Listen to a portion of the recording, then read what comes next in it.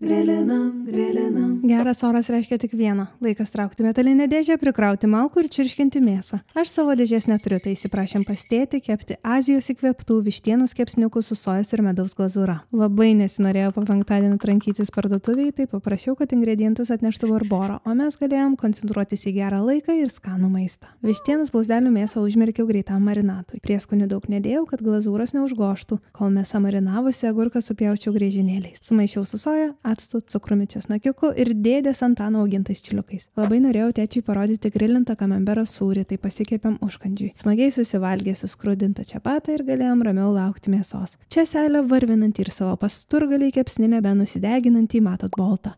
Jis ramiai laukti nieko negalėjo. Vištiena iškepa labai greitai, tad pirmus kartus apvertus aptepiau glazūrą ir leidau apskrusti. Galima tepti kelis kartus, tada susidaro storesnis, blizgantis sluoksnis. Ant stiklainio neparašyta, kad tinka vištienai, bet mes esam maištingi žmonės, o tas, kas rizikuoja, valgo skaniai, ar kaip ten tas posakis. Geras oras, gardus maistas, šalta kola ir artimiausi žmonės bei gyvūnai. Taip prasideda pavasaris. O jei ir jūs galvojate čirškinti, Barborai dabar grilio mėnuo, tai daug visokių akcijų ir atrakcijų šią temą.